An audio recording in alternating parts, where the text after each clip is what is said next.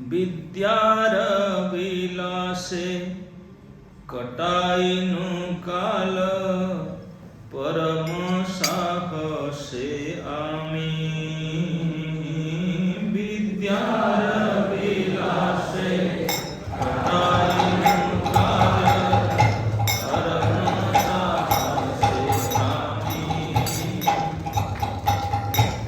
तुम्हारा चरण न भज प्रभु तुम्हार चरण न भजिनु कभु एखन शरण तुमी एखन शरण तुमी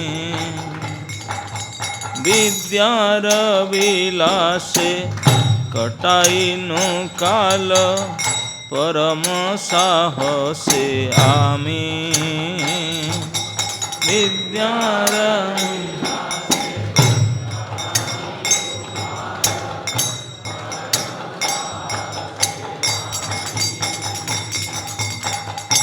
पढ़िते पढ़िते भरोसा बढ़िल पढ़िते पढ़िते ज्ञान गति हब मानी ज्ञान गति हबे मानी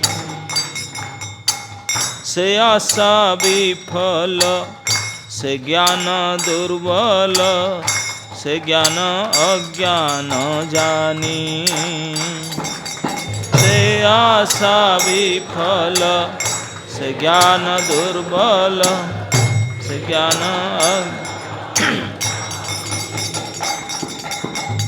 जड़ विद्या जत मायार वैभव जड़ विद्या जत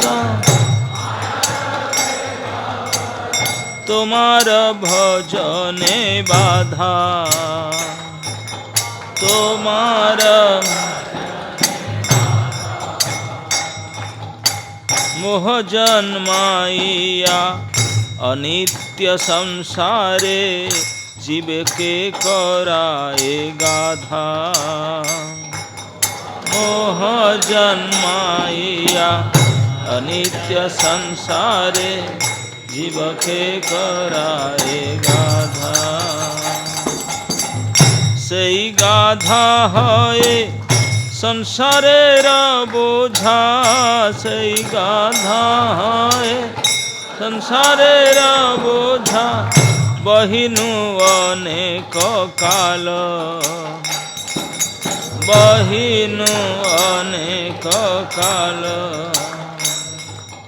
वार्धक्य एखन शक्तिर अभावे किछु नाही लागे भाल वार्धक्य एखन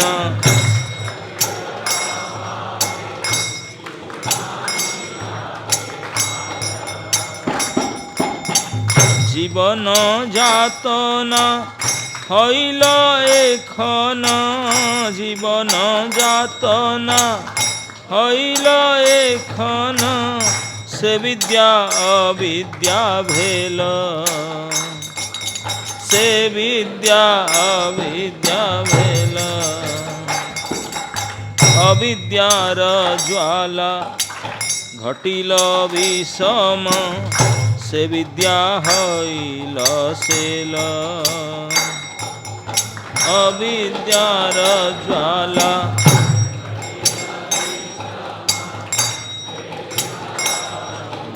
सेल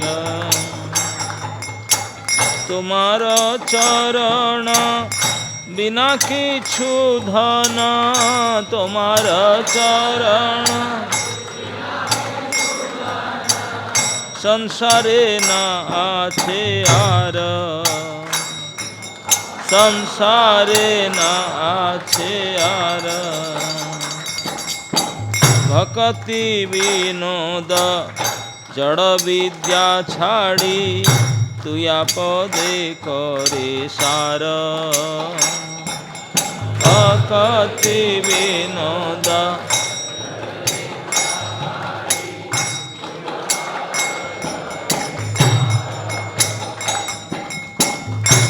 हरे कृष्ण कृष्ण कृष्ण हरे हरे हरे राम राम राम हरे हरे हरे कृष्ण कृष्ण कृष्ण हरे हरे हरे राम राम राम हरे हरे हरे कृष्ण कृष्ण कृष्ण हरे हरे हरे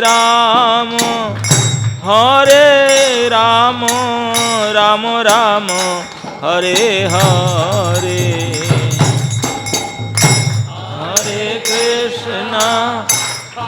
हरे कृष्ण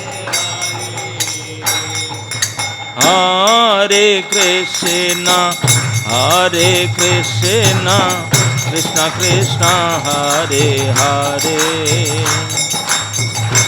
हरे राम राम राम हरे हरे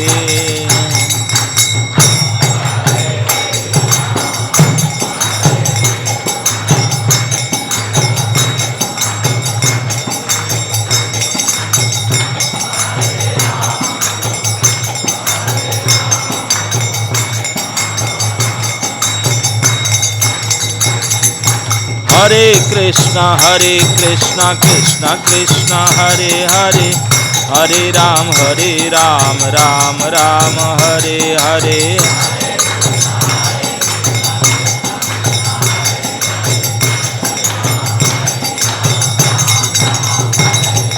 हरे कृष्ण कृष्ण कृष्ण हरे हरे हरे राम राम राम हरे हरे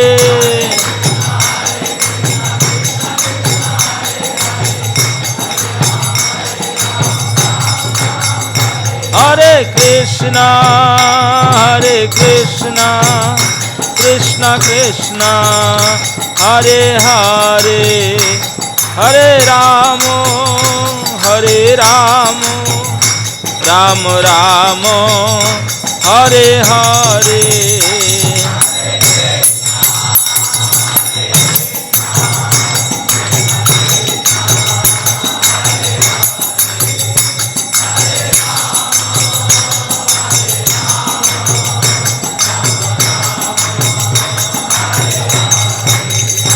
जय गिरिधारी दाऊजी जय गिरिधारी दाऊजी जय गिरिधारी दाऊजी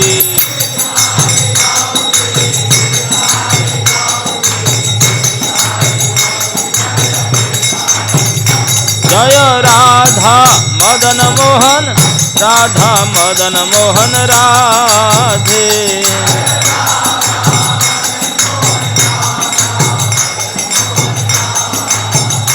निताई गौर हरि बोल हरि बोल हरि बोल हरि बोल।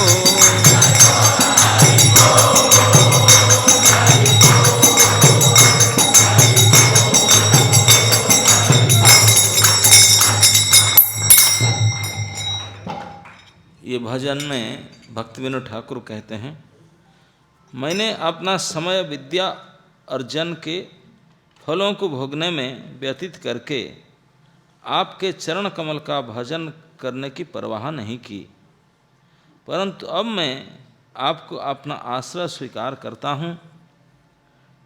आपने विद्या अध्ययन के दौरान मुझे दृढ़ विश्वास हो गया कि भौतिक ज्ञान के द्वारा मुझे अपने जीवन का लक्ष्य प्राप्त हो जाएगा, परंतु मेरी लालसा फलोत्पादक नहीं रही, क्योंकि भौतिक ज्ञान तुच्छ है और अविद्या मोह का कारण है। समस्त प्रकार की भौतिक शिक्षा माया की चालों हैं तथा आपके भजन में बाधाएं हैं।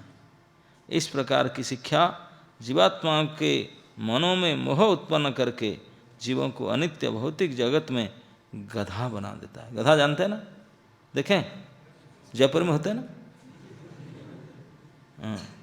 गधा बना देता है।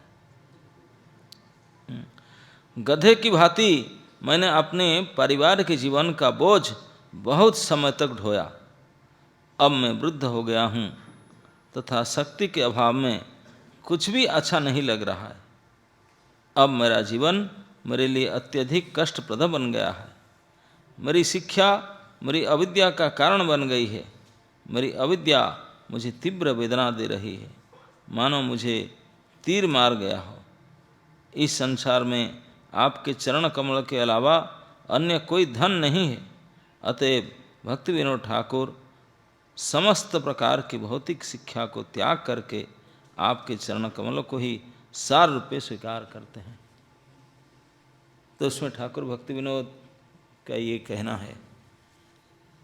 उन्होंने ठाकुर भक्ति विनोद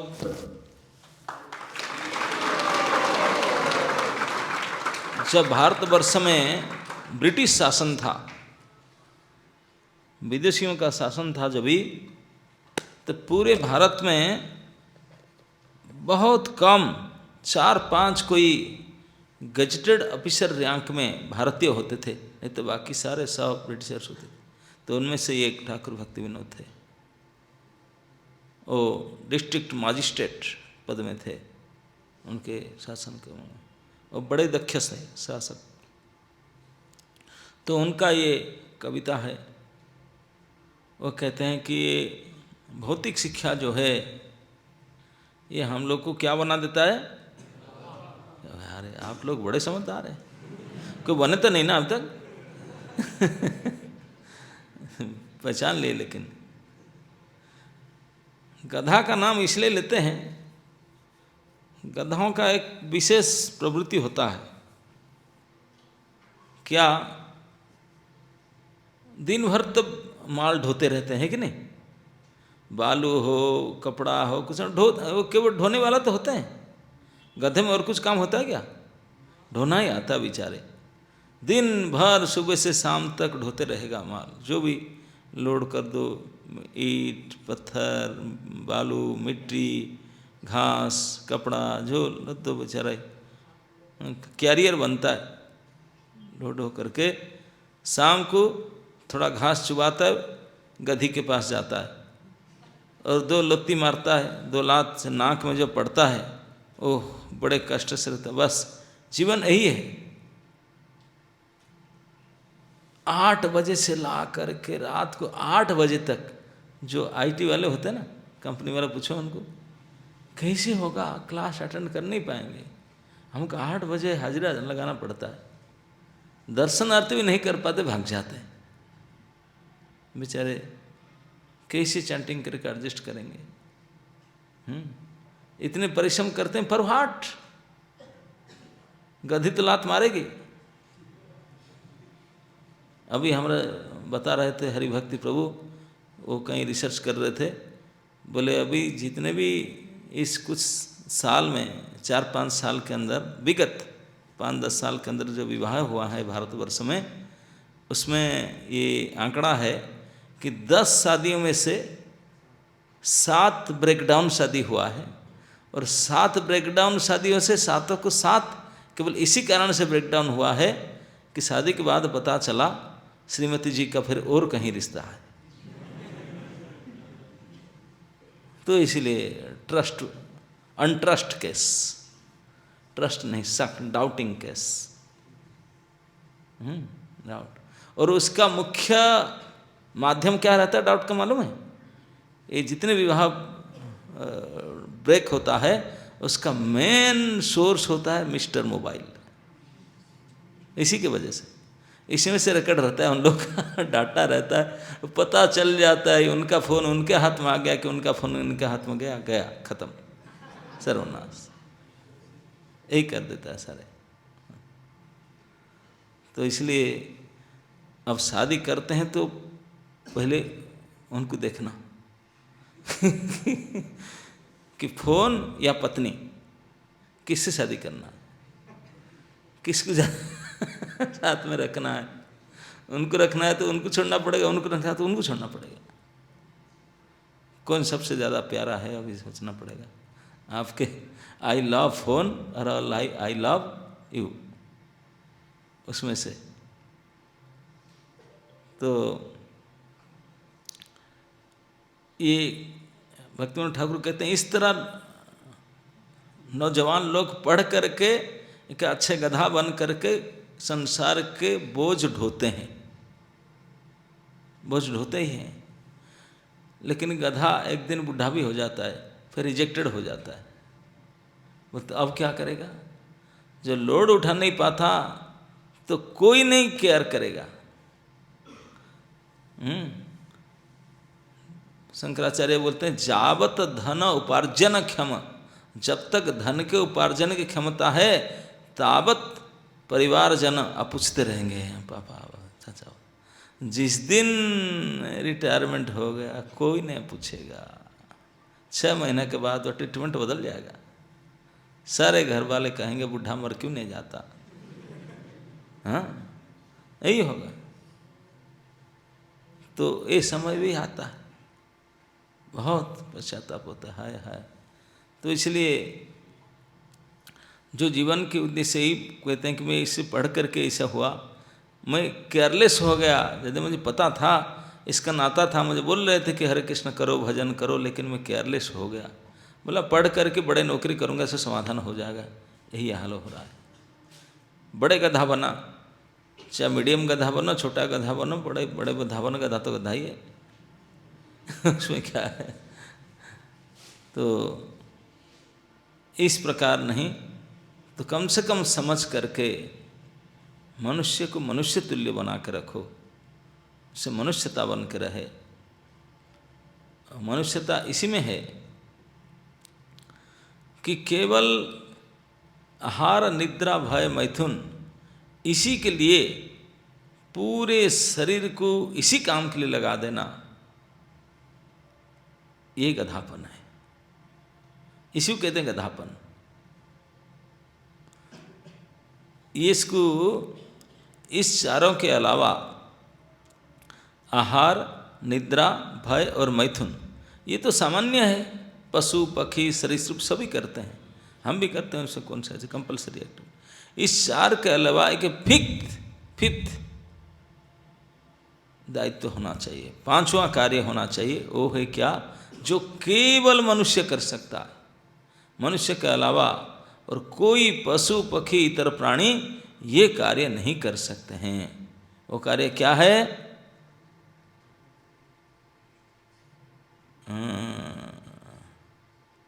आहार निद्रा भय मैथुनंच सामान्यमेतत् पशुभि नराणम धर्मेण हीना धर्म ही तेषाम अधिक विशेषो धर्मेण हीना पशुभि समान। धर्म आचरण एक केवल मनुष्य कर सकता है, बाकी मनुष्योत्तर प्राणी उसको नहीं कर सकते। कोई सबसे बढ़िया पशु, चाहे गाय को, बैल को, घोड़ा को, गधे को, किसी को पैसा देकर बोलो फिस्ट खिलाएंगे, आएगा क्लास में? संडे लव फिस्ट में नहीं आएगा मनुष्य ही आ सकता है, बाकी कोई प्राणी। ये बाकी 4 काम करेंगे, 5वां धर्माचरण वो नहीं कर सकते। इसलिए जो प्राणी धर्माचरण करते हैं वही मनुष्य कहलाने के लायक है। लेकिन मनुष्य शरीर भी धारण करके अगर हम ये नहीं कर पाते तो नहीं। धर्म यही है।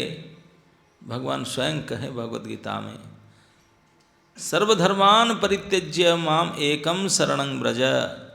भगवान के शरण में जाना ही सबसे परम धर्म है।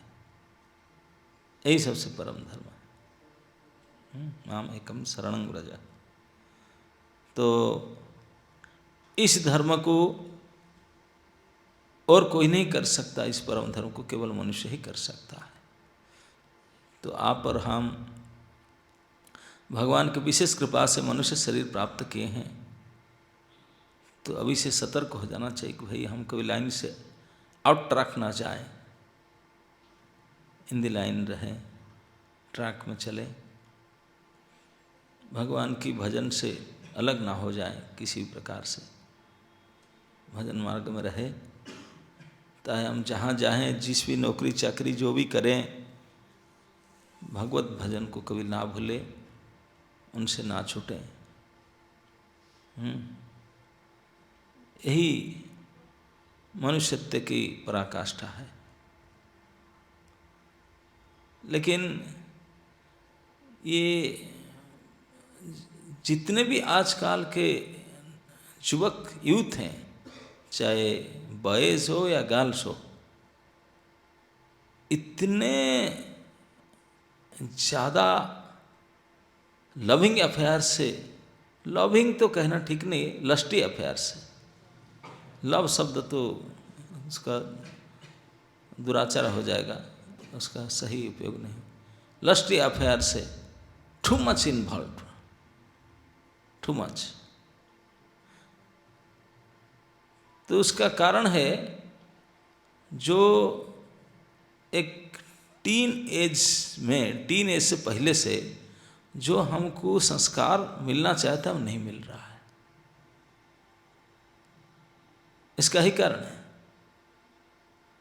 क्योंकि लोहे को बेंड करना हो तो गरम करना ही पड़ेगा।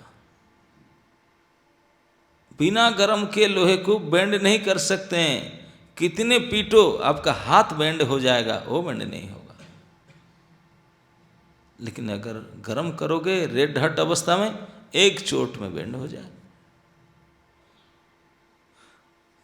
तो इस प्रकार अगर आपने आपको हम इस सही पथ में लाना चाहते हैं, कितने प्रयास करने से भी नहीं होगा। आप प्रयास करो 2 दिन 4 दिन, फिर मुड़ करके हुई, क्योंकि कुत्ता का पूंछ बन गया ना। कुत्ता के पूंछ को वो कभी सीधा नहीं होता। एक व्यक्ति ने कुत्ता के पूंछ को काट करके 12 साल तक बांस का ये होता ना, बांस का एक पीस उसके अंदर होल होता है, उसके अंदर डाल करके रखा 12 साल तक। बोला अब तो सेट हो गया होगा। जैसे निकाला टिम भैया काहे को वो भी काम नहीं किया, है ना। स्वभाव नव्य मुच्यते। क्योंकि जिस समय में उसको संस्कार देना चाहिए था, उस समय में वो नहीं देंगे, वो तो रह गया, दागी रह जाता। तो इसलिए ये नौजवान अवस्था, teen age is very very crucial. उसी समय में संस्कार होना चाहिए। नीति शास्त्र में कहा गया, लालयित 5 वर्षाणि 10 वर्षाणि ताड़यित। 5 साल तक बच्चे को लाड़ प्यार दो, फिर 5 से 15 साल तक लाड़ प्यार नहीं, ताड़ना है, डांट पीट करके सिखाओ। प्राप्त तो 16 वर्षे, अभी 16-17 साल के हो जाने से भाई जैसे व्यवहार करो, तभी नहीं तो पिता को भी पुत्र हाथ उठा देगा, पीछे नहीं हटेगा। भातृवत नीति शास्त्र कहता है, क्योंकि वो फिर ऐसे हो जाता। तो इसलिए सही समय पर जो सही तालीम मिलना चाहिए, अगर नहीं मिला, संस्कार नहीं मिला, तो फिर गड़बड़ हो जाता है। तो आप लोग जो इस समय पर स्टेज पर है, इस ट्रेनिंग को प्राप्त कीजिए। आगे चल कर के आपके संतान संतति होंगे, आप अगर उसको नहीं देंगे तो फिर उनका भी दुर्गति होगा। जीवन में सीखने का, शिक्षा का बहुत बड़ा असर होता है, तालीम का, प्रशिक्षण का बहुत बड़ा असर होता है। जब सही समय पर सही प्रशिक्षण प्राप्त नहीं किए तो सारा जीवन पछताना पड़ेगा, सारा जीवन। तो इसलिए भी हम मंदिरों में जो लोग डिवोटी आते हैं, तो उनको पहले लेकर फिर उनको 1-1.5 साल तक ब्रह्मचारी ट्रेनिंग किया जाता है, पीबीटी बोलते हैं, प्री ब्रह्मचारी ट्रेनिंग। अलग अलग वस्त्र पहना करके अलग अलग प्रकार से उनको इस दिशा में ट्रेनिंग दिया जाता है। We all should be trained up. और जो प्रॉपर ट्रेनिंग प्राप्त करके फिर आश्रम विवाह आदि आश्रम में जाते हैं, तो फिर वो जानते हैं कि यही लक्ष्य है, मुझे इस प्रकार करना है। लेकिन नहीं जानते तो समझ नहीं पाते।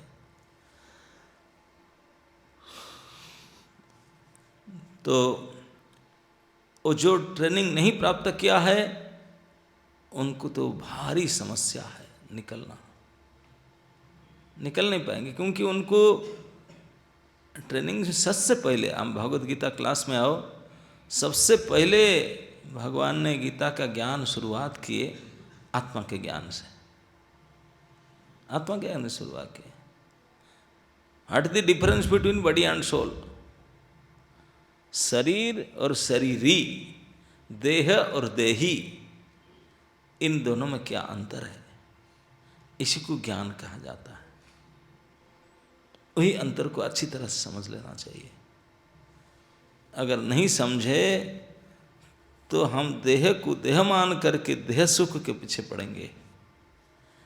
ये लस्ट, ये देह का होता है, आत्मा में लस्ट होता ही नहीं, आत्मा में लव होता है। ऐसे कहा गया है शास्त्रों में, जैसे दूध था, दूध इज प्योर, वेरी गुड, दूध में लेकिन से खट्टापन आ जाए, जामुन को डाल दे तो क्या हो जाता है? दही बन जाता है। तो this is the difference between love and lust.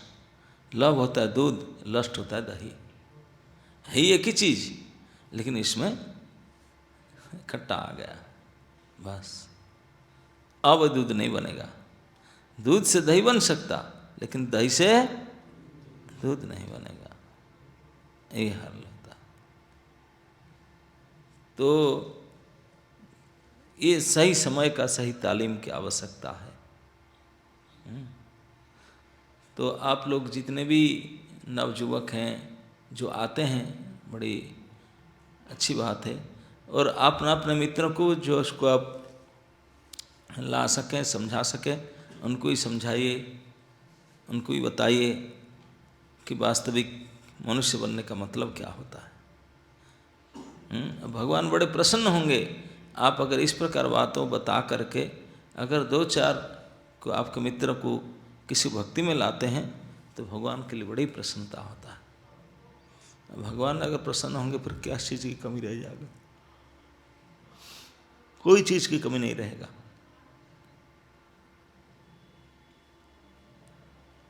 पहले ज़माने में, आजकल वो नोशन भी होगा मुझे लगता है, ऐसे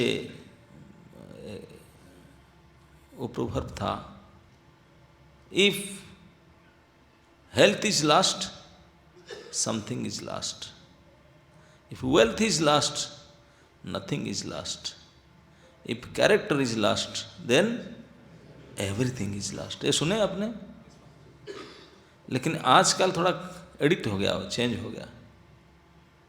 if health is lost something is lost, if wealth is last everything is lost, if character last nothing is last. आजकल का ये नोशन है, क्योंकि कैरेक्टर को कोई मानते नहीं। व्हाट इज दिस बाबा? होता क्या कैरेक्टर? ड्रामा में जो रोल करते ना उनको हम कैरेक्टर बोलते हैं। क्या कैरेक्टर है भैया? अरे ये कैरेक्टर नहीं होता बाबा, ये तो जोकर होते हैं, ये कैरेक्टर थोड़ी होते हैं। चरित्रवान, वो कोई चरित्रवान थोड़ी, दुष्चरित्रवान। चरित्र का वास्तविक शिक्षा, वास्तविक बोध, उसका मूल्य बोध, उसका क्या उसका फायदा है, महत्व क्या है, आजकल कोई उसका चर्चा ही नहीं, कोई जानता ही नहीं, कोई सुनता ही नहीं, तो पालन क्या करें? चरित्रवत्ता कितने बड़ी इम्पोर्टेंट चीज है। पहले ज़माने में लोग शादियां करने के लिए डॉक्टर इंजीनियर ढूंढते नहीं थे, कितना बैंक बैलेंस ढूंढते नहीं थे, वो ढूंढते थे चरित्र कैसा है, चरित्र कैसा। आप भागवत में पढ़ेंगे, मनु महाराज स्वयंभू शतरूपा, मनुष्यों की प्रथम मनुष्य की उनने सृष्टि करता थे। मनुष्य संसार उन्हीं से सृष्टि हुआ। मनु महाराज स्वयंभू मनु शतरूपा महाराज, उनका 3 बेटी थे। एक बेटी का नाम था देवहूति। देवहूति माता पढ़ी लिखी तो होगा ही, जब वो राजा का पुत्री है, प्रिंसेस, तो ऐसा नहीं कि उनको एडमिशन कोई नहीं होगा, स्कूल के नहीं पढ़ेंगे, उनको हिसाब से पढ़ाए होंगे। लेकिन जो उसका और उनका सुंदरता, एक बार माता देवहूति ने अपने टेरिस में गेंद खेल रही थी, उनको बाहर में पार्क में कोई फील्ड में जाकर खेलने की जरूरत है। राजा को भवन का इतना बड़ा था, उनका टेरिस वाज प्ले फील्ड, वहाँ क्रिकेट मैच भी खेला जा सकता है टेरिस में, विथ स्टेडियम। इतने बड़ा बड़ा छत होता था, टेरिस होता था, महल होता था राजाओं का। तो उनके ऊपर में वो गेंद खेल रही थी माता देवहूति।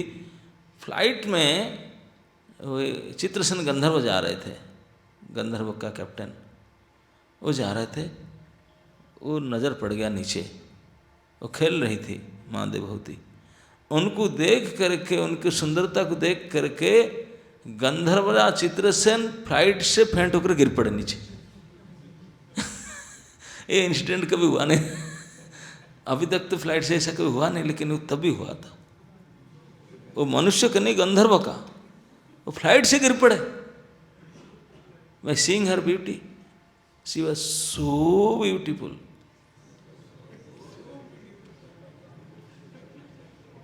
और उनको लेकर के उनके माता पिता ढूंढ रहे थे उनके लिए मैच। आजकल होता है ना, घर में लड़की हो तो ढूंढते हैं एक ग्रूम। अब ढूंढते ढूंढते इतने अच्छी थी लड़की, गुणवत्ता, चरित्रवत्ता और सुंदरता, तो उनके तालमेल के हिसाब से मैच एक वर ढूंढने के लिए उनको कोई मिल नहीं रहे थे। ब्रह्मा जी से कंसल्ट किए। ब्रह्मा जी ने बोले जाओ वहाँ, तो उन्होंने ढूंढ ढूंढ करके पता लगा करके लाइव लोकेशन लेकर के आए ब्रह्मा जी से। लाइव लोकेशन लेकर के ब्रह्मवर्त महिष्पतिपुर से आए सरस्वती नदी का तट पर, इस धरती में कर्दम मुनि 1000 साल से तपस्या में थे।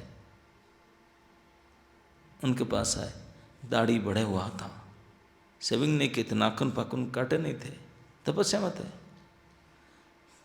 पूरे कंकाल सा स्केलेटन बड़ी, पेट पुचका हुआ था, हड्डी निकला हुआ था। और लड़की कैसा था, जिनको देख करके गंधर्वराज का फ्लाइट एक्सीडेंट हो गया था बिकॉज ऑफ हर। फ्लाइट से गिर पड़े थे, उनको मैचिंग शादी कराने के लिए लेकर आए, जिसको देख करके कोई एक्सीडेंट हो जाता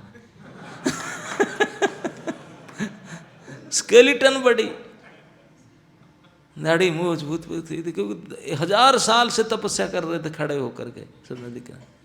उनके पास आए कोई डॉक्टर इंजीनियर, कोई इतने हीरो हीरोइन को ढूंढे नहीं, उनके पास आए, हाथ जोड़ कर रिक्वेस्ट करके उनको शादी दिलाए। क्योंकि कैरेक्टर को ढूंढते थे, चरित्रवान, चरित्रवत्ता का इतना बड़ा बल था, इतने बल था। एक कहानी मैं आपको बताना चाहूँगा, अगर समय है तो। चरित्र को कैसे मेंटेन किया जाता है। आप नाम सुने होंगे महाराज विक्रमादित्य के, कहाँ के थे मतलब? यस, अवंती नरेश महाराज विक्रमादित्य। अब वो राजकुमार थे, 2 भाई थे, उनके बड़े भाई राजा थे। उन्होंने काम शतकम लिखे महाराज भर्तृहरि जी श्रृंगार शतकम उसको कहते हैं। उसके बाद वही वैराग्य शतकम भी लिखे। महाराज भर्तृहरि विक्रमादित्य के बड़े भाई थे, तो राजा थे, लेकिन दोनों भाइयों में इतने प्रेम था। और कुमार विक्रमादित्य छोटे भाई के अंदर तो देवताओं के गुण आ गया था, और देव पुरुष थे, धरती में रहते हुए और देव पुरुष थे, देवता सम सुगुण उनके अंदर था, और ब्रह्मचारी थे। बड़े भाई कर्मचारी रहे, मतलब शादी कर लिए, ये ब्रह्मचारी रहे, शादी नहीं की। वो राजा थे, उनको तो कोई भर्तृहरि जी राजा थे, तो उनका रानी तो था ही, राजा लोग का।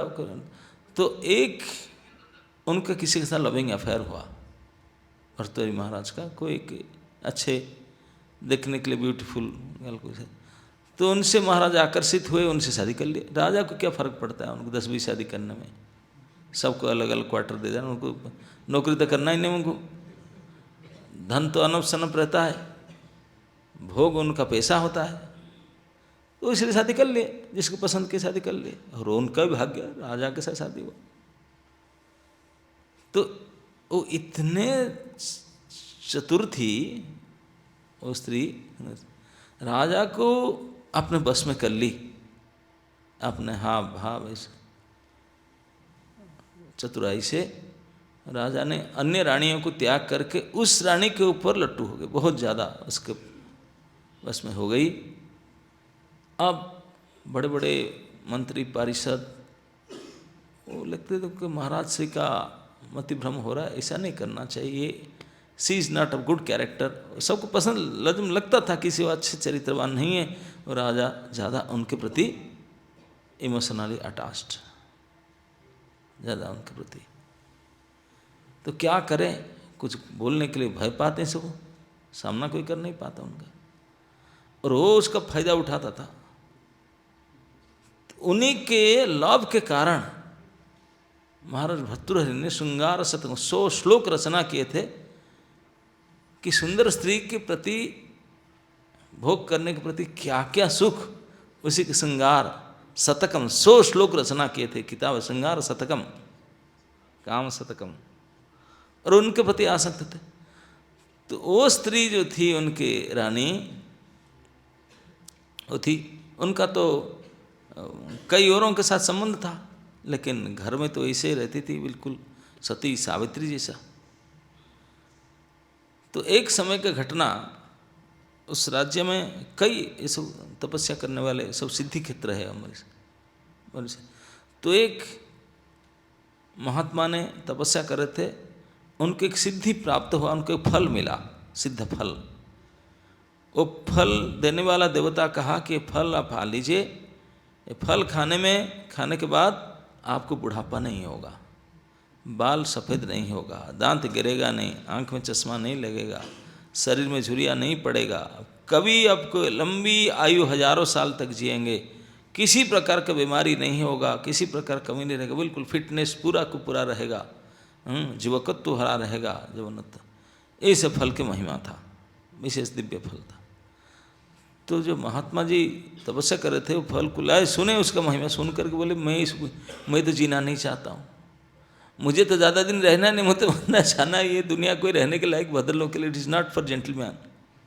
प्रभुपाद कहते हैं ये दुनिया हमारे लिए रहने के लायक जगह नहीं, it's bad bargain, we should do the best use of the bad bargain. ये अच्छा स्थान नहीं रहने के लिए भद्र लोगों के लिए। तो महात्मा ने बोला नहीं, मैं रहना नहीं चाहता हूँ, उसे खा पी कर 1000 साल और रहूँगा। नहीं नहीं नहीं नहीं, क्या करूँ, दिव्य फल मेरे तपस्या से मिला, किसको दूँ, हफ्ता दिन में बहुत सोच कर बोले हमारा राजा जो है बहुत सुंदर समर्थ राजा है, प्रजारंजक है, सब कुछ है जो है, अगर वो ज़्यादा समय राजा जी रहते हैं, हमारा राज्य प्रजा संपन्न रहेंगे, प्रसन्न रहेंगे, सब लॉ एंड ऑर्डर मेंटेन हो वेरी स्ट्रिक्ट, तो राजा को फल देता हूँ, वो हमेशा मजबूत रहे, लंबा आयु रहे, उचित होना चाहिए। तो उनने फल को, दिव्य फल को लेकर के राज दरबार में आए। वो महर्षि जी ने राज दरबार में उनको सम्मान हुआ, तो दरबार में उन्होंने फल को राजा को सामने रख करके उसका पूरा महिमा बताया कि राजा अगर उसको आप सेवन करते हैं तो आप सारा जीवन निरोग रहेंगे, लंबा आयु होगा, ये होगा, ये होगा, सारे बताए। सभी लोग से वाह वाह वाह वाह महाराज अवश्य पाइए, आप लंग लंग लाइफ हो आपके, ये सब। तो महाराज मन में सोचा, मैं अगर 1000 साल जीऊँ और मेरा जो रानी, सुंदरी रानी अगर ना रहे तो मेरा तो कोई सुख ही नहीं है, मेरा सुख तो उनमें है। मैं तो ऐसे चमनप्राश खाकर मेंटेन कर लूँगा, तो उन बेचारे क्या मिलेगा। है तो अभी शादी की हूँ, उनका ऐसे प्रोटीन फोटीन नहीं खाई उन्होंने, तो उनको अगर मैं ये फल दे देता हूँ, वो अगर उसको खा करके बिल्कुल आपने मेंटेन करके अपने ब्यूटी मेंटेन कर रखे तो आई विल बी हैप्पी।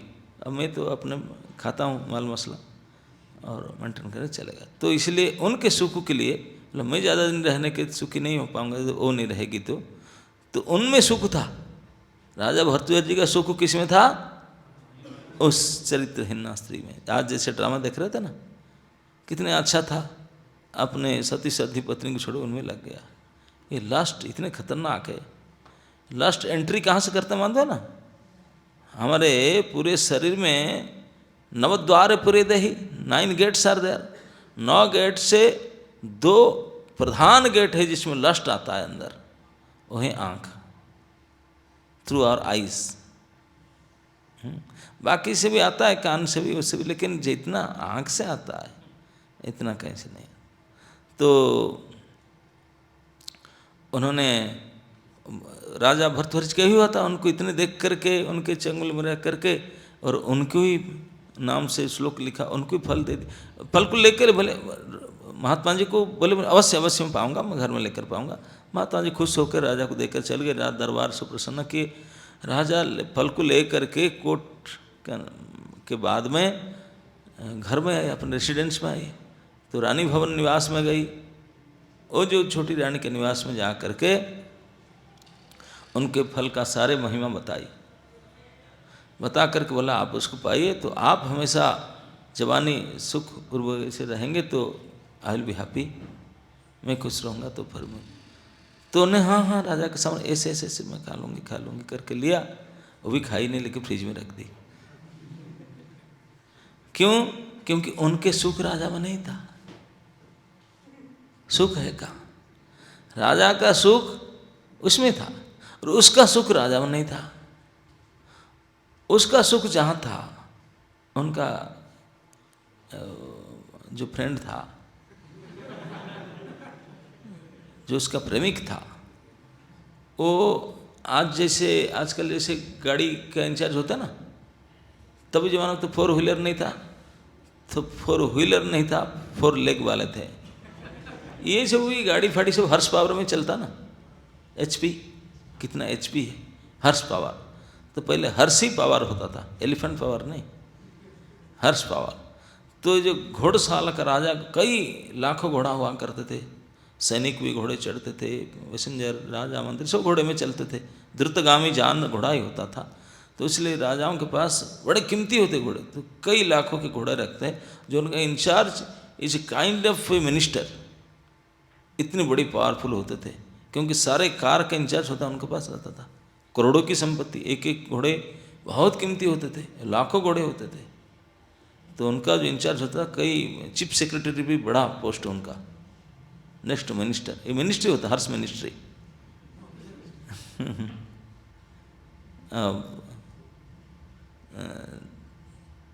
तो उनमें उनका साथ उनका अफेयर था, जो रानी का। तो रानी ने बोला कि राजा ठीक है आ रहे हैं, लेकिन मैं तो डर के मारे उनके साथ संबंध रख रहा हूँ, लेकिन मेरे तो सुख वो यातायात मंत्री के पास है, घोड़शाला का इंचार्ज। तो उन्हें फ्रिज में रख दिया। राजा जब इस समय चले गए, चुपचाप उसको ले करके गया उनके पास। उनका फिक्स टाइम होता है मिलने का, उनके टाइम पर उनके पास पहुंच करके, और उनका मिलते हैं उनका, फिर तो उनका डेली बात है उनका, पता नहीं व्हाट्सएप पे प्रोग्राम फिक्स होता है, फिर जाते हैं टाइम पर। जा कर के फिर उनके सामने ही फल को लेकर गया था, पूरा महिमा बताया, बता करके प्लीज आप उसको पा लीजिए, I will be really happy, अगर आप हमेशा सुख रहेंगे। मैं तो राजा घर में हूँ, माल मसला खाऊंगा ही, राजा जो च्यवनप्राश खाता है मैं भी खा लूँगी, तो मेंटेन कर लूँगी, लेकिन आप कहाँ से पाएंगे इतने माल, आप उसको पा लीजिए, वी विल बी हैप्पी। तो वो उनसे जानता है कि सर राजा उनके बस में है, तो मना नहीं कर सका, तो उनका तो गर्लफ्रेंड था, उनसे ले लिया हो, लेकिन उनके सुख उनमें नहीं था। वो तो डर के मारे, क्योंकि उसको फंसा के रखा है, मना नहीं कर सकता, क्योंकि इतने बड़े पुरुष में राजा के रानी बन चुका है उनका, तो वो तो डर के मारे उनके फ्रेंड था, लेकिन असली में उनका सुख था वो दूसरे किसी के साथ। और उन्होंने इस फल को उनसे हाँ कर रख लिया, लेकिन फ्रिज में रख लिया, रख करके अब दूसरे दिन उनका जो प्रोग्राम फिट हुआ, तो उनका पास उनका एक स्त्री के साथ था, तो वो उनका एक संबंध था कि वेश्या के साथ।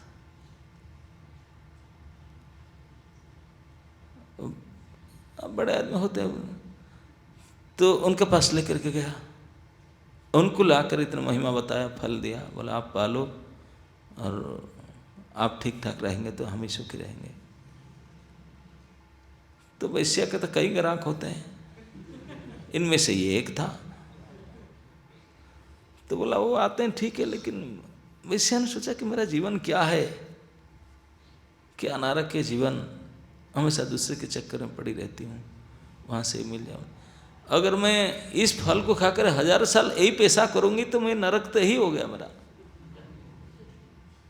ना, मैं इस अपवित्र पापमय कर्म में ज़्यादा बस इसको खा करके और 1000 साल तक नहीं, इसके लायक तो कोई महापुरुष हो, उसको खाए ज़्यादा समय रहेंगे, लोगों का कल्याण करेंगे।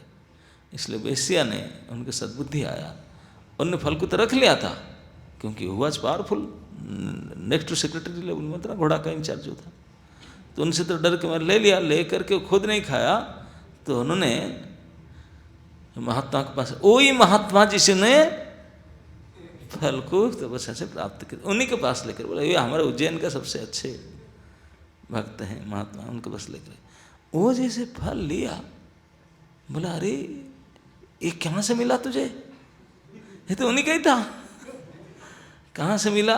उन्होंने बताया कि ऐसे हमारे ग्राहक हैं, पक्का ग्राहक हैं, बाकी सब तो कच्चा है, ये पक्का है।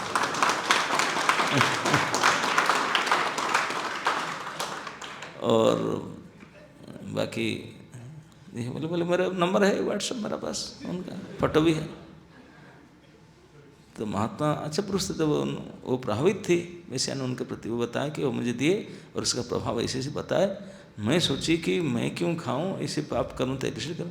आप जैसे महान आत्मा महापुरुष आप अगर पाएंगे, लोगों का कितने भला होगा।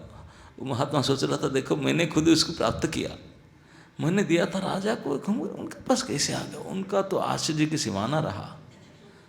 राजा भर्तृहरि महाराज इतने बड़े चरित्रवान, उनके घर वो नहीं खाए क्या, हमेशा को दे दिए। मुझे नहीं लगता हुआ क्या, न 2 फल मिला और कोई इसे है तो सेम। वो देख करके बड़े चक्कर में आ गया, बोला ठीक है रख लिया उनसे, उनको तो पहले नहीं खाना था, उन्होंने से सिद्धमाल। तो उन्होंने नेक्स्ट डे राज दरबार में आया। राज दरबार में आ करके अब राजा जैसे देखा महात्मा को थोड़ा शक कर गया, बोला पूछेगा तो नहीं फल के बात, मैं तो खाया ही नहीं, मैं तो रानी को दे दिया था, अगर पूछेगा तो मैं क्या कहूँगा, झूठ कहूँगा ना सच कहूँगा। भर्तृहरि महाराज चरित्रवान थे। तो सोच में पड़ गए, उनको अच्छे सम्मान देकर बैठे, सोच क्या पड़ेंगे, पॉकेट से वही फल को निकाला। Oh my God, OMG case.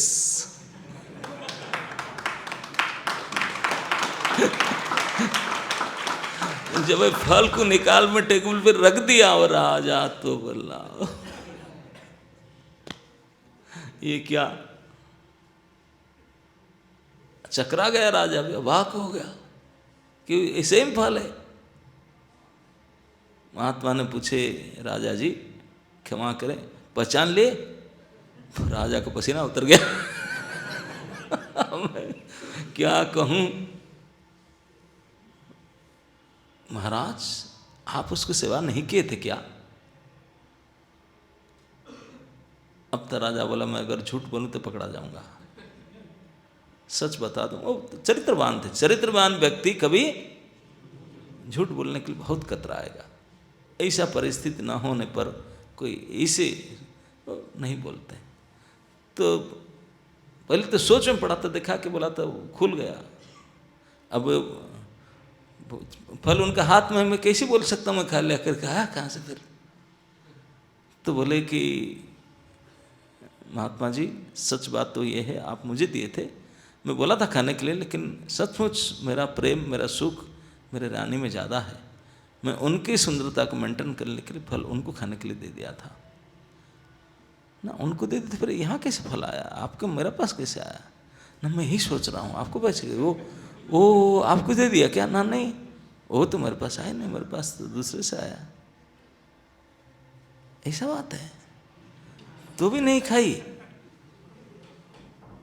वो भी नहीं खाई। तो हुआ था क्या उसके बीच में, ये घटना जब चल रहा था उसका पीछे और एक घटना हुआ था। क्योंकि जो दुष्चरित्र होते हैं उन तो एक में सेटिस्फाइड होते नहीं, उनका तो कई जगह से उनको पसंद आए, नए नए पसंद अपनी अपनी होते रहते।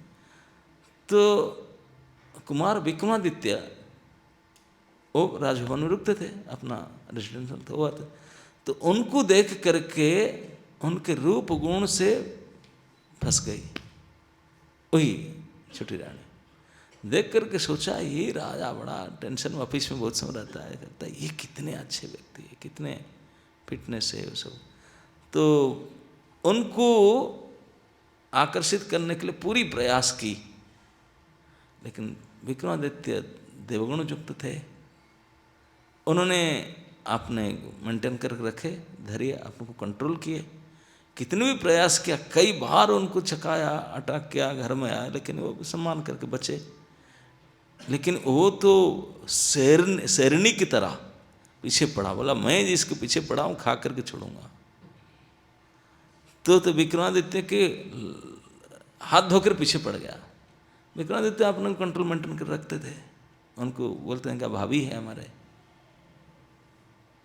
तो एक दिन उनको बुलाया उन्होंने एकांत में, विक्रमादित्य को बुला करके बोला अब मुझे अब तृप्त करना होगा, ये आदेश है, मैं आपके भाभी हूं, आप मेरा बात मानना पड़ेगा। विक्रमादित्य हाथ जोड़ पैर छुए, बोले नहीं भाभी मेरे माँ के समान नहीं है। बोला नहीं, अब जानते हैं मेरे बात को नहीं मानेंगे, मैं क्या कर सकती हूँ। विक्रमादित्य बोले भाभी अब जो चाहे सो कर लीजिए, मैं भाई को मेरे पिता शत्रु सम्मान करता हूँ, और आप उनके पत्नी हो मेरे भाभी शत्रु, मैं नहीं कर सकता, मुझे माफ़ कर दीजिए, क्षमा कर दीजिए, माफ़ कर दीजिए। वो बोला नहीं मेरा ऑर्डर। कहा तो बोले आप जो भी करो मैं नहीं कर सकता हूँ। हम लोग होते तो दूसरी बात होता, क्योंकि हम चरित्रहीन है। वो इतने चरित्र को मेंटेन कर रखे थे, वो ना हाथ जोड़ बोले ना, तो धमकी दी। कहा देते डरे नहीं, बोले मैं जो सच्चाई में हूँ डरूं क्यों। तो उन्होंने क्या क्या 1 2 3 बार नहीं किए, तो अपने वस्त्र को कुछ फाड़ करके चिल्लाया, तो सिक्योरिटी दौड़ कर आया, क्या हुआ रानी साहब, रानी साहब, राजा का सबसे मेन रानी अभी वहीं चल रहा है, राजा हमेशा दौड़ कर आए। कोई नहीं थे भवन में, विक्रमादित्य खड़े थे और रानी सामने उनको बाजू में खड़ी थी, ये सब करके बैठी थी, वो ड्रामा करती थी। लोग आके पकड़े, आश्चर्य होकर सब देखे, विक्रांत कुमार आप एकांत में उनके घर में, उनके भवन में। विक्रांत कुछ बोल नहीं पा रहे, कुछ उनके मुंह से जवाब नहीं निकला, और उसके फायदा उठाकर साइलेंस को चिल्ला करके बोली। वो स्मार्ट होते हैं। कैसे बोलेगी? बोला थोड़ी जाएगी। आज हमारे से बलात्कार करने के लिए, देखे इसे वो नहीं का ही हाल। अब मैं चिल्ला उठी, अब मुंह लटका कर खड़ी है, बोल नहीं रहा है। ऐसे क्या है कि चिल्ला चिल्ला कर बोला ऐसे, बिल्कुल सरासर झूठ और लांछना। लेकिन विक्रमादित्य कुछ नहीं बोले, एक शब्द भी नहीं बोले उनके विरुद्ध में। किसी को रोकने के लिए, आपको बचाने के लिए, ये नहीं झूठ बोल रही, ये कर रहे, हम तो क्या क्या करते। लेकिन विक्रांत कुछ नहीं बोले। प्रभु, अगर आपका यही इच्छा, क्या मैं किसका किया था, किसको इस प्रकार लांछित अपमानित की होगी, इसलिए मुझे भी आज ऐसा देखना पड़ता है। प्रभु, आपकी जैसे इच्छा। कुछ शब्द मुंह से निकाले नहीं। ऐसे क्रिटिक्स इतनी बड़ी लांछना को भरी, उनके सिक्योरिटी से पकड़ लिया उन लोग को। वो बोला, चिल्लाया, उसको लेकर जाओ राजा के पास, मेरे साथ इसी बलात्कार की, देखो ये फाड़ दी, ये फाड़ दी, ऐसे की उसे सारे ड्रामा था। खुद में इसे दांत फान कर नोच नाच करके इतनी बड़ी उनको केस में फंसा दी, ऐसे बड़ी बुरी केस में फंसा दी, और वो कुछ बोल नहीं रहे।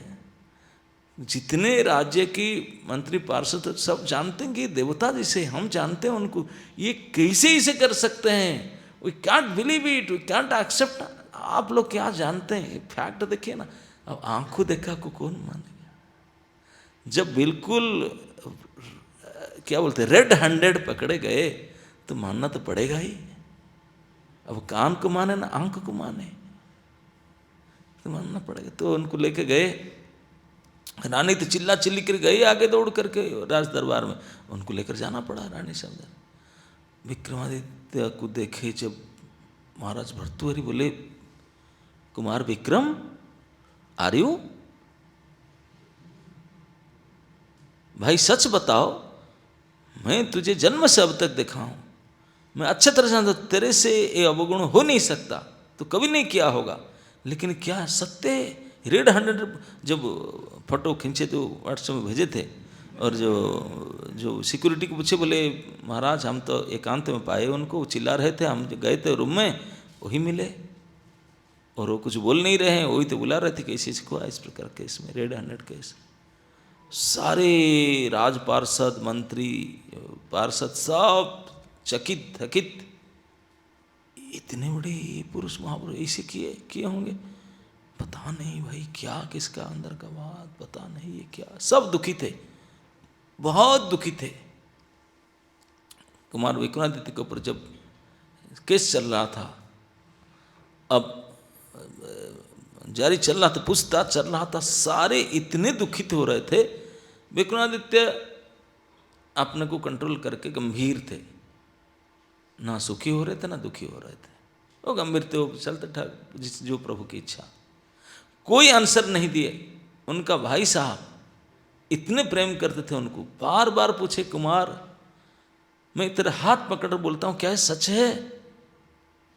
सच में तू ऐसा किया? तू मुझे बोलता, मैं तेरे लिए क्या ना करता। तुम ऐसा सच में किया?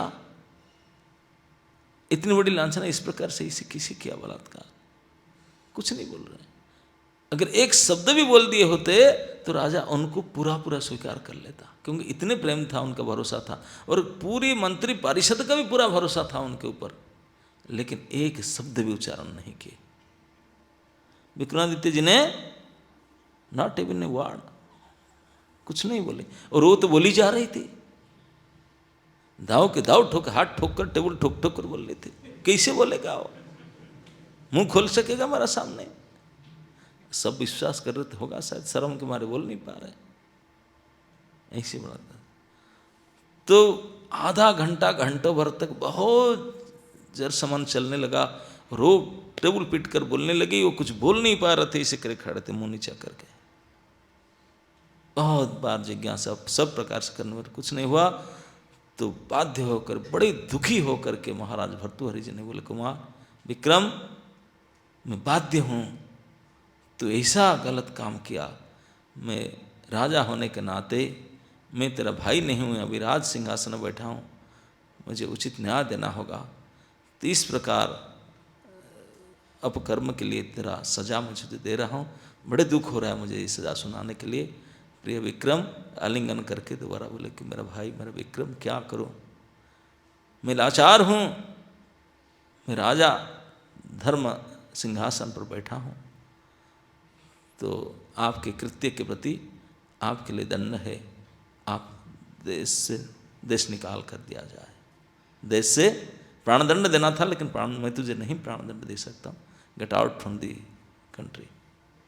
देश निकाल कर, देश निकाल मतलब कोई एक काला पानी बोलते हैं ना, जानते हैं काला पानी किसे बोलते हैं? कोई एक आइलैंड में लेकर के डाल देंगे, बिल्कुल वहीं आलूप होकर के रहेंगे। वो आइलैंड में छोड़ दिए लेकर के, तभी शिप था वो फ्लाइट में, शिप में लेकर के समुद्र के चारों आइलैंड में छोड़ दो, वहीं रहो, भटकते रहो बस, कोई नहीं किस पर हताश। आजकल तो आइलैंड भले छोड़ दो, हमारा स्मार्टफोन हमको दे दो, हम चला लेंगे।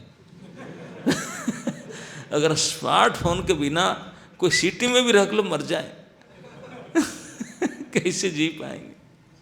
जीवन जीना हराम हो जाएगा, है कि नहीं? स्मार्टफोन के बिना, स्मार्टफोन के बिना जीना हराम है, समझ। लेकिन तभी जमाने में था नहीं, जीवन कितना सुखमय था। तो इसलिए काला पानी कष्ट था। लेकिन आजकल आइलैंड में भी अगर स्मार्टफोन हो तो कोई तो नहीं, बैठ कर देखेंगे, है कि नहीं? तो उनको दे दिए, छोड़ दिए। पूरे राज्य के लोग, जितने सज्जन परिजन, सब शोक करने लगे, कैसे हो सकता है? कुमार विक्रम जानते हैं इतने सद्गुणी है, देवयोग्य पुरुष, कैसे किए, कैसे किए? कुछ तो गड़बड़ी है, कुछ तो गड़बड़ी, लेकिन कुछ भूले ही नहीं, कभी कैसे। राजा भी बड़े दुखी थे, बहुत दुखी थे। अब भगवान की क्या माया, जो भी हुआ, बिना दोष में विक्रम जैसे महापुरुष, देव पुरुष, उनके ऊपर इससे केस आ गया हठात, कहाँ से? अब वो लस्ट अपहर था, और क्या था? लस्ट में शिकार हुए, लेकिन वो राजी नहीं हुए करके वो फंसा दिया, इतनी बड़ी केस हो गया, और उनको देश निकाल होकर वहाँ रहना पड़ा। तो वो तो अपनी राजनीति चला रहा था, लेकिन क्या पता दैव जोग से ये फल आया, ऐसे घूम घूम कर फल कहाँ से आकर दोबारा राजा के पास।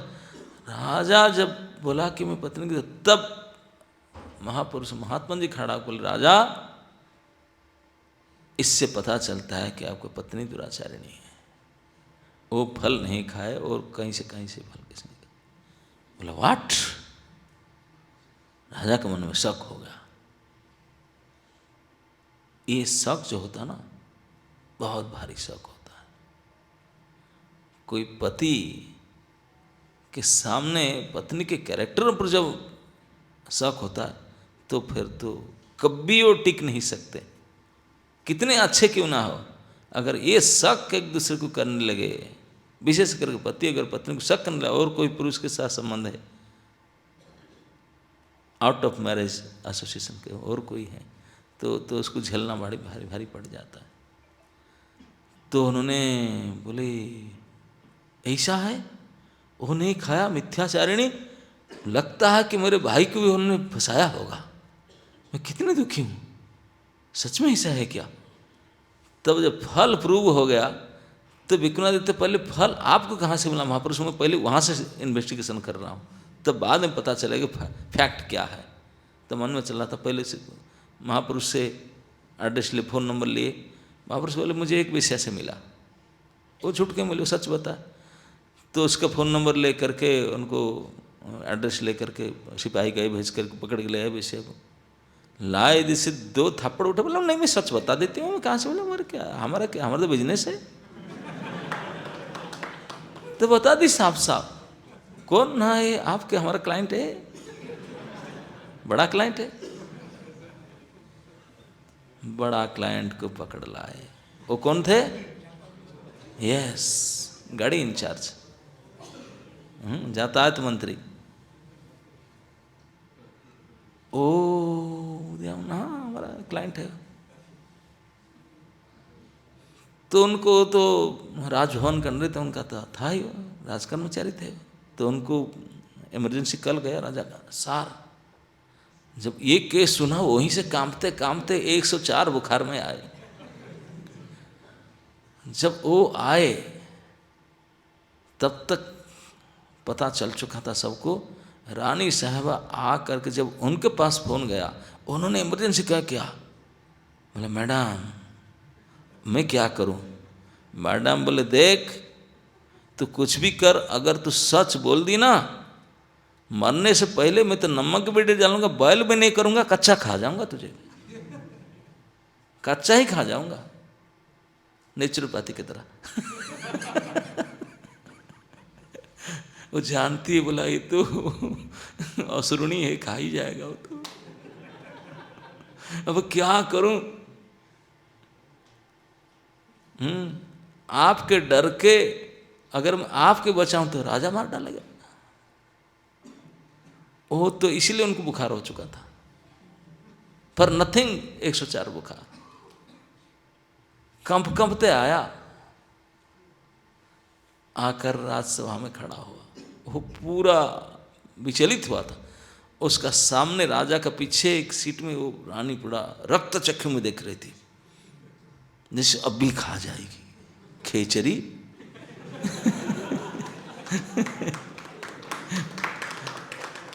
अब सभी लोग देख रहे हैं कि रानी इतने गुस्से में देख रहा था उनको, और वो बेचारा कांप रहा था थर थर थर थर। अब राजा बीच में खड़े, राजा देख नहीं रहे, रानी देख रहा है करके। राजा पूछ रहा है कि सच बताओ, सच बताओ। वो बोलता है कि वो वैसे ना बोलता, इन्होंने ये हमारा क्लाइंट है, हमको दिए थे, मैं उनसे लिया था। अब तक तो नो करने का चांस ही नहीं था। जो बोल रहा है कि हाँ फल, उस डेट फेट बता दिया, उस डेट को इसने इस नाइट को आया था। अब तो तुझे कहाँ से मिला, तू दिया तो ना। मैं दिया। तू जाता है, मैं जाता हूँ, दिया लेकर। तुझे कहाँ से मिला।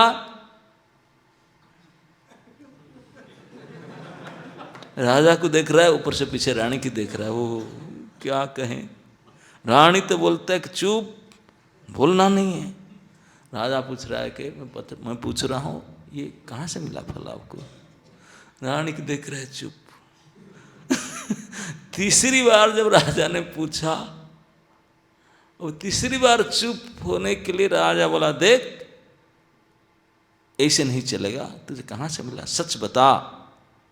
राजा जब गरजने लगा, रानी तो केवल देख रहा था, और ये साउंड आया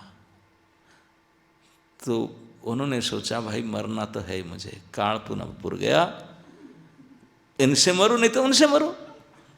अभी eye ball is in my court, किसके हाथ में मरूं। बोला इसी राक्षसी में हाथ, पापिनी के हाथ मर करके नरक में क्यों जाऊं, ये धार्मिक राजा के हाथ मरो तो कुछ तो फायदा होगा। मरना तो है। ये केस वहाँ था, रामायण में भी आता है। मारीच की जानता ना, रावण का अंकल था मारीच। ओ उनका रिलेशन था ताड़का का, ताड़का का बेटा लगता था सुबाहु मारीच। तो जो भगवान राम के साथ जो यहाँ विश्वामित्र ऋषि की यज्ञ में जो ताड़का जाकर गड़बड़ कर रहा था, ताटका वन में, बक्सार में, बिहार में, ताटका को तो मार दिया भगवान ने। तो दोनों लड़के आए, सुबाहु और मारीच, तो रावण के दोनों अंकल थे। तो सुबाहु को तो वध कर दिया भगवान ने। मारीच को बोले उनको मारूंगा नहीं, वो थोड़ा एजेड है, इतना बदमाश है, लेकिन फंस गया दुष्ट संग में आकर के, तो उनको निकाल देता वहाँ से। तो भगवान ने एक बाण उठा कर ऐसे खेल से के मार दिए। भगवान तभी केवल 12-14 साल के थे। बाण मारे, मारीच कई हजार मील उड़ करके चला गया बाण के आघात से, वहाँ से उड़ कर जाकर समुद्र में गिरा, और उसी दिन से प्रोफेशन छोड़ दिया। उसका प्रोफेशन अब असुरगिरी छोड़ दिया। बोला और नहीं करूँगा, बाबा जी बन गया, फुल टाइम हो गया। फुल टाइम हो गया वहाँ जा करके।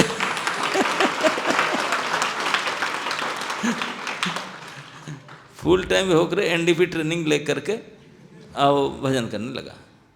भजन करता मायावी था, महामायावी, क्योंकि पुतना का ताटका का था ना, महामायावी नहीं थे।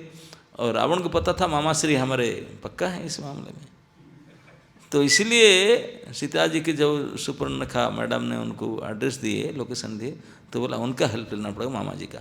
तो उनके पास आए, बोले मामा श्री न भांजा बताए क्या बात है, न ऐसे ऐसे आपको चलना पड़ेगा, हम अपहरण करेंगे उनको। बोला किनको? जब एड्रेस पूछा बोला वो उनके पत्नी मार चुके था, पहले का एक्सपीरियंस था। वो बोला मेरी भांजा, माय डियर मोस्ट भांजा,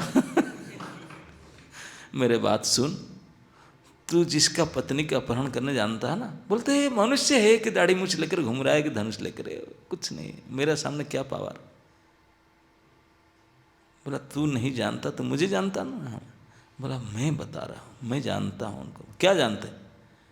न तू जब छोटा सा था, वो छोटा सा था, आओ माता ताटका माता जी साथ हम गए थे, वहाँ से एक बार वो तो भी यंग था। बोला तो भी 12-14 साल का लड़का था, खेल खेल में एक पत्थर फेंक दिया और उसके आघात से मैं कई हजार मील दूर में आकर गिर करके मरा नहीं, बच गया, पानी में गिर गया। अब उसी से दिन से मैं असुरगिरी छोड़ दिया, प्रोफेशन चेंज करके फुल टाइम भजन कर रहा हूँ यहाँ, केवल उसी के डर से भैया बच गया। सही में बता रहा हूँ, अगर आपका जीवन में कभी ऐसे लाइफ थ्रेटनिंग विपद आ जाए ना, तो आपके जीवन में एक टेरिबल टर्न हो जाएगा, बिल्कुल हेवी टर्न लगा आपका जीवन, मोड़ करके आप बाबा जी बन जाएंगे। जो भोगी है भोगी से त्यागी बन जाएंगे, जीवन में एक ऐसे परिवर्तन मोड़ आ जाएगा। लेकिन ये मोड़ आया था मारीचिक लाइफ में, भगवान का एक पत्थर खा करके। तो कभी कभी भगवान ऐसे तमाचा लगा देते हैं। तो उन्होंने बताया रावण को, बोला भांजा मैं बता रहा हूँ, मैं उनको अच्छे तरह से जानता हूँ, वो तो तभी यंग था, अभी तो बड़ा है, बिल्कुल यंग था, मासूम लड़का था, और वो इसे पत्थर फेंका तो मैं प्रोफेशन छोड़ दिया था। मैं तेरा मामा, तेरे से ज़्यादा एक्सपीरियंस मुझे, तो इसलिए मैं बोलता हूँ तेरा अभी आयु अच्छा दिन है, अच्छा तेरे इतने पत्नी धन संपत्ति सुवर्ण लंकापुरी है, कुछ दिन अच्छा से भोग। इतने मरने के लिए जल्दी क्यों कर रहा है? रावण बोले मामा ऐसे क्यों बोल रहा है? बोले मैं जानता हूँ ना, मैं तो इस सीजन में था, इसी प्रकार से मैं तो यहाँ तक गिरा दे, तू उनका सामने जा रहा है, वो तो तुझे मारने ऐसे ऐसे मार देगा, उनके शक्ति को तो नहीं जानता। न अरे एक मनुष्य, न मनुष्य है, लोग मनुष्य मत मानो, मैं जानता हूँ उसको, मानव नहीं है, न मानव है न दानव है, सचमुच भगवान भगवान है, न मानव है न दानव है। तो वो माना नहीं, तो समझा दिए, पहले दिन तो समझा कर, दूसरा दिन फिर गया, ये लास्ट इतना पावरफुल है ना, फिर काम नहीं किया, फिर रावण गया दोबारा नेक्स्ट वीक में, फिर जाकर मामा आपको हेल्प करना पड़ा। बोले मैं तो बताया ना, तू इतने मरने को था। बोला देख मामा, अगर तू मुझे हेल्प नहीं करेगा तो मैं तुझे मार डालूंगा ना। क्या ना? यस, धमकी दिया उनको। तब तो मामा जी बोले तेरे हाथ से क्यों मरूं, उनका हाथ से मरूं तो फायदा जब मुझे मरना ही है तो बेटर डील यहाँ है चाहे उनके साथ छल क्यों ना करूं, लेकिन उन्हीं के हाथ से मरूं तो मेरा गति हो जाएगा, तेरे हाथ से मरने से तो कहीं के नहीं रहूँगा। तो इसलिए इस केस में भी उन्होंने सोचा कि महाराज भर्तृहरि तो फिर भी धार्मिक राजा है, तेरे हाथ से अपने क्यों मरूं, तू खा जाएगी, मरना है तो उनके हाथ से। राजा ने धमकी दिया, मान गया, मैंने कि महाराज क्षमा करे मुझे, आपके प्रियतमा श्रीमती जी पीछे जो रक्त चक्षु वाली महाराज तो को डाउट पहले से चल रहा था, उसी दिन से चल रहा था जब तक कुमार को उन्होंने देश निकाला किया। आप जो सुन गए कि पक्का ना हमारा क्लाइंट है वो परमानेंट, सारे रिकॉर्ड खोल, व्हाट्सएप खोल के दिखा दिया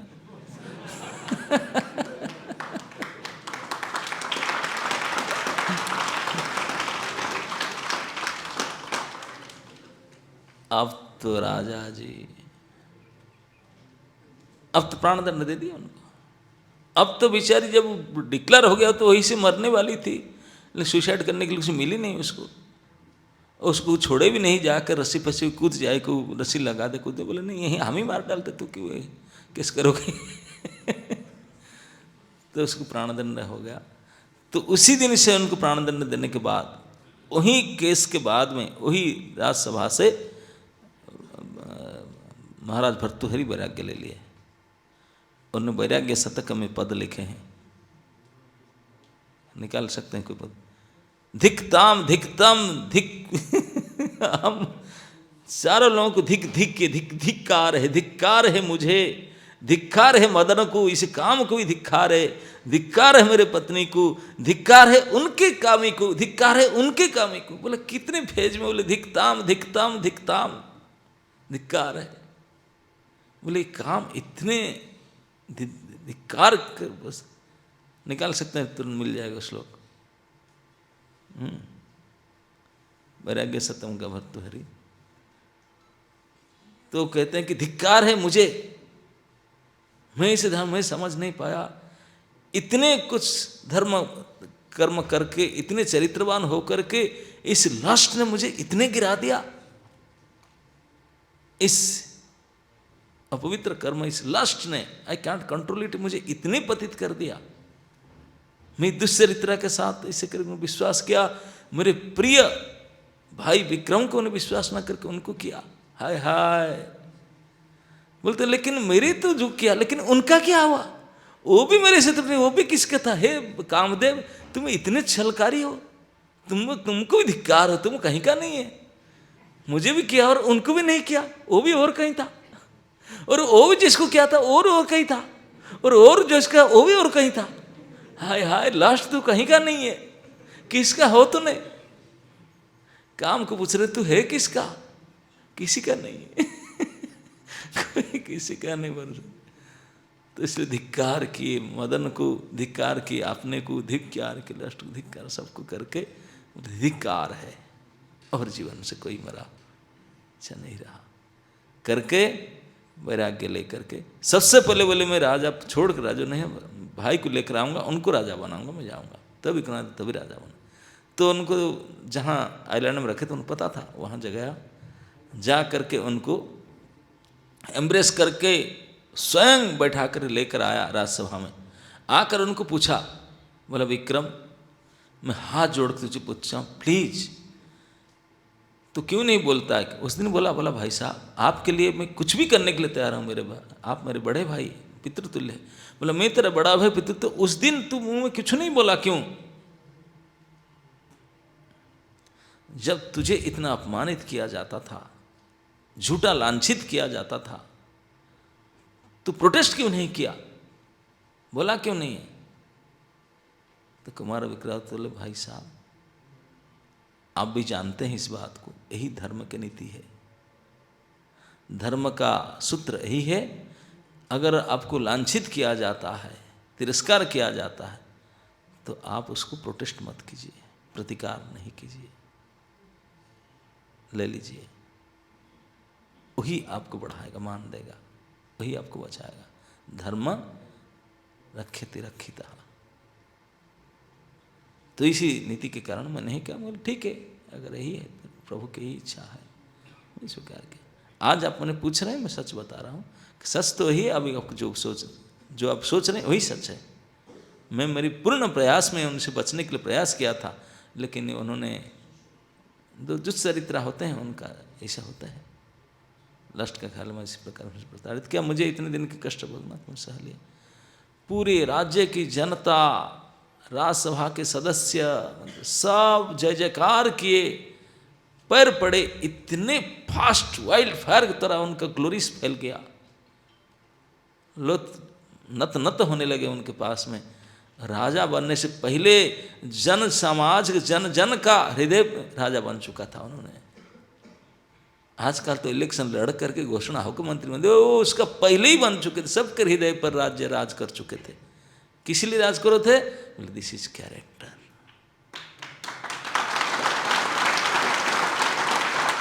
this is character.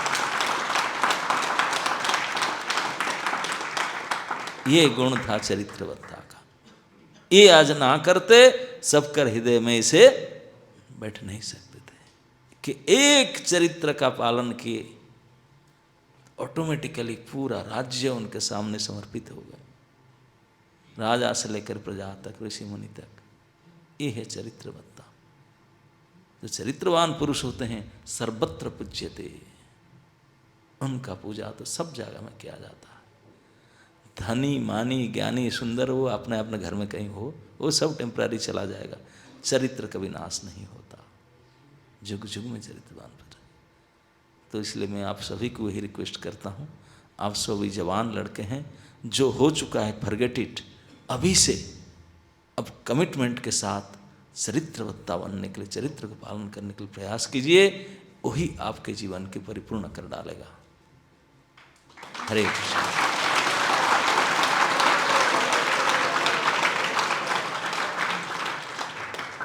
Hare Krishna. Okay. हरे कृष्णा। और महाराज जी का धन्यवाद देंगे, और उससे पहले कोई क्वेश्चन है किसी के? एक दो क्वेश्चंस महाराज से पूछ सकते हैं किसी के, अगर कुछ क्वेश्चंस हैं, क्वेरीज हैं, कोई पूछना चाहते हैं प्रश्न, हैंड रेज कर सकते हैं। यस, पूछिए।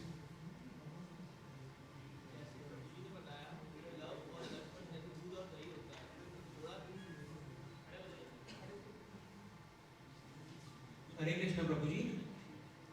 जैसे आपने बताया कि जो लव और लस्ट होता है वो दूध और दही के जैसे होता है, बट कितना भी कोशिश कर लो, थोड़ा सा जो लस्ट है ना वो लव में आ ही जाता है। तो ये क्या लस्ट लव में आ जाता है? लस्ट लव में आ जाता है? हाँ, हाँ, दही दूध बन जाता है।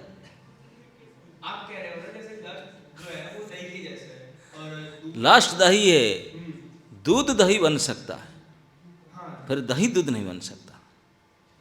दूध दही बन जाएगा, मतलब लव भी पूरा लस्ट में कन्वर्ट हो जाएगा। तो थोड़ा यस। सा लस्ट लव में आ गया तो कैसे? तो अपन अलग अलग कैसे करेंगे?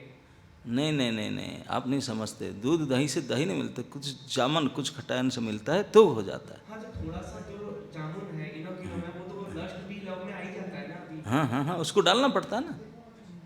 वो आ आ ही ही का जाता है। आ ही जाता, कहाँ से आ जाता है ना? उसको लाना पड़ता है ना, जहाँ से हो, जो ला करके डालना पड़ता है उसमें।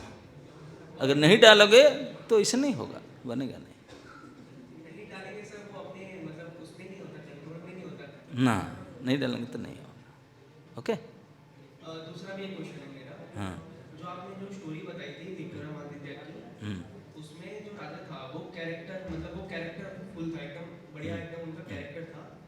और उस टाइम में अपन ये सोच सकते हैं कि जो कैरेक्टर वाला इंसान है वो बढ़िया तरीके से अपना, मतलब ठीक है, उसको लास्ट में जाके जो भी है न्याय जस्टिस मिल जाएगा। लेकिन अभी ऐसा है ना कि जो खुद लीडर है वो कैरेक्टर लेस है, तो अभी ये शायद मुझे एप्लीकेबल नहीं लगता था। नहीं, क्योंकि कोई सभी कैरेक्टर लेस है। कोई कैरेक्टरवान हो तभी उसका होगा इज्जत, बट क्यों नहीं सर, होगा? अगर कोई कैरेक्टर मतलब है किसी के पास अच्छा, और अगर राजा ही कैरेक्टर लेस है, तो उसको फिर लास्ट में जस्टिस भी नहीं मिलना है। जस्टिस नहीं मिला तो बाद में जस्टिस मिलेगा। उसका जो विक्रमादित्य है उनको पहले तो जस्टिस मिला नहीं, हाँ, नहीं मिला। लेकिन बाद में मिला कि नहीं? बट वो तो वही जो सहन करना था, that is character. Okay. Hare Krishna.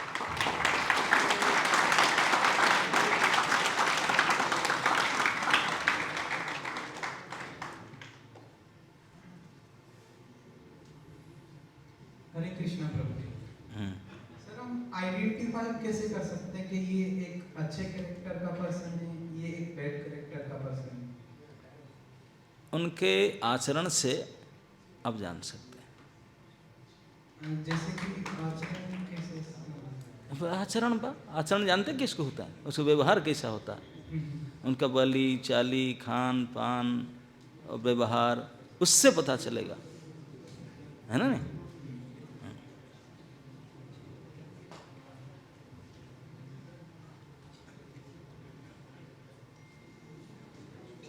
एक लास्ट क्वेश्चन लेंगे, फिर उसके बाद आगे के सेशंस।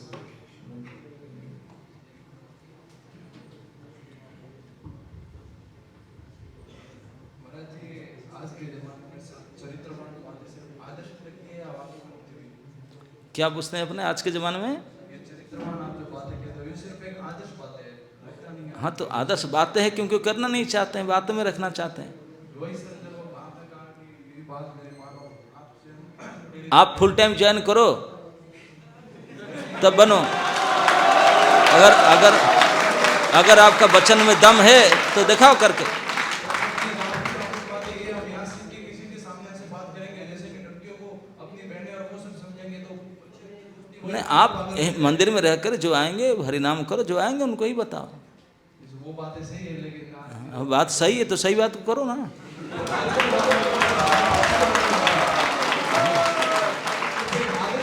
बात है कि सही बात को हम करना नहीं चाहते हैं, कतराते हैं, इसीलिए करना तो चाहते हैं लेकिन करना चाहते फिर करो, फिर दिक्कत क्या है? अरे लोगों को मारो गोली, आप तो बदलो। लोगों क्या है?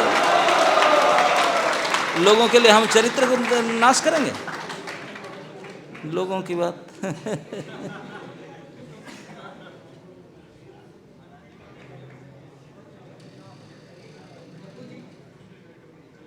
व्यक्ति का चरित्रवान होना जरूरी होता है क्या? प्रभु जी ने हमें बताया कि जो भी चीजें बनाएंगे सब कुछ गॉड ने बनाया है, तो अगर अचरित्र है वो भी गॉड ने बनाया है तो हाँ, बनना तो आपके चॉइस है। आप अच्छा बनना चाहते कि बुरा बनना चाहते? अब बुरा बनना अगर भगवान की इच्छा तो बुरा बनो। व्यक्ति जैसा है अचरित्रवान पैदा हुआ है उसको चेंज। भैया आपके सामने दो रास्ता है, एक स्वर्ग और नरक। अब जहाँ जाना चाहे जाओ, आपकी मर्जी।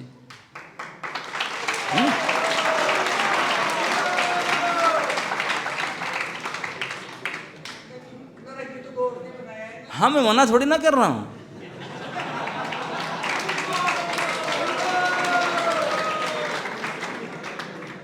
नरक का आपने तो नहीं बनाया।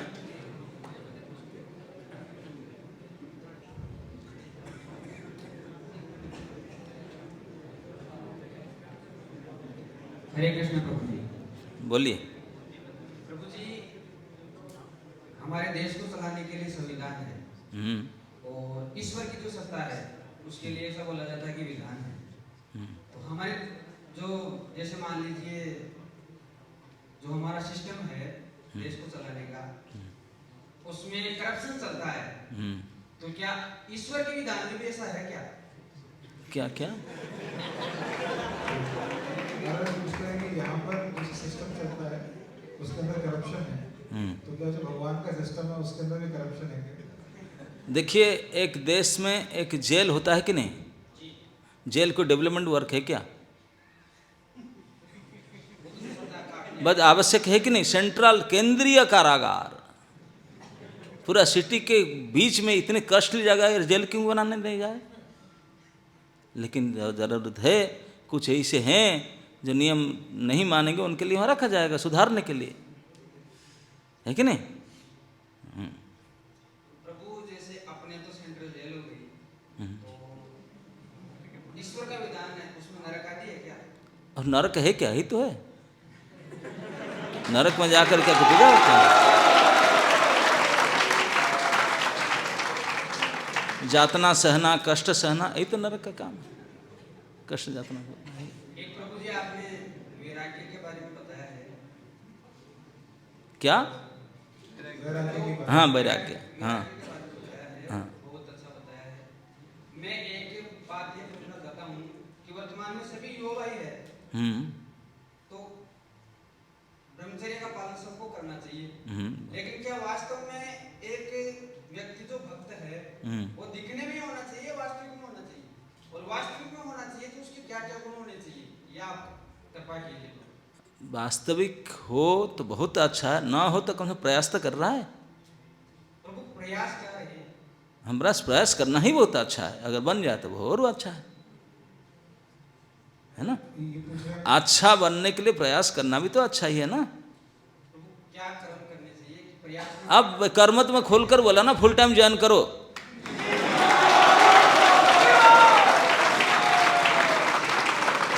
है ना? क्या करना चाहे सब सीख जाएंगे। महाराज इस उत्तर के बाद माइक पास कर देते हैं।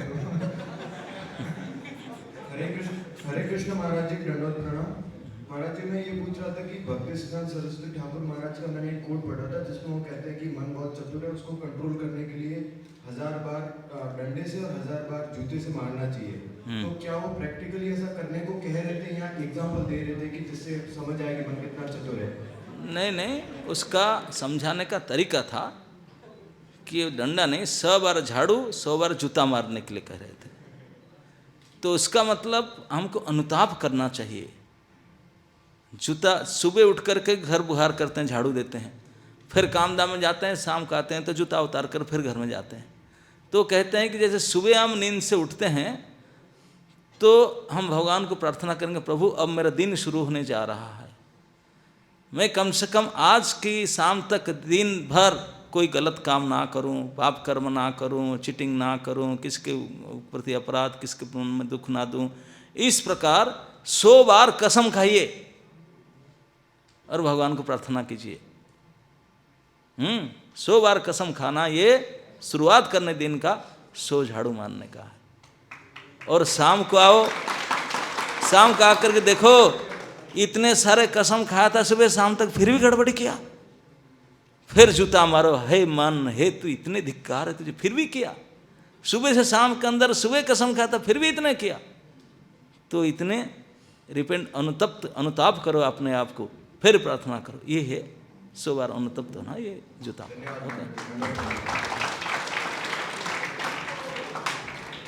ये आगे से प्रश्न है, एक लास्ट प्रश्न ले रहे हैं। हरे कृष्णा प्रभु जी। प्रभु जी ऐसे कि आज सुबह जो ड्रामा हुआ था उसमें बताया कि जो हम अंतिम समय में भगवान का नाम लेते हैं तो हमें भगवत प्राप्ति हो सकती है, तो अब पूरी लाइफ नाम क्यों नहीं? अगर आप पूरी लाइफ नहीं लेंगे, अंतिम समय लेंगे करके क्या भरोसा है?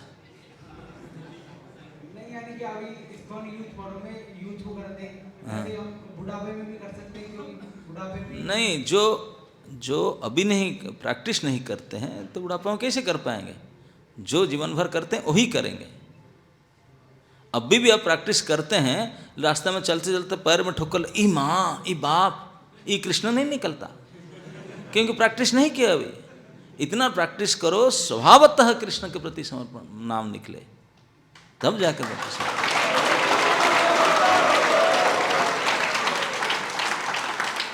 है ना? कथा में आप बताते हो फल के बारे में, तो फल किसने खाया था? फल तो वही रह गया, कोई खाया नहीं, आपके लिए रखा है, आप खाएं।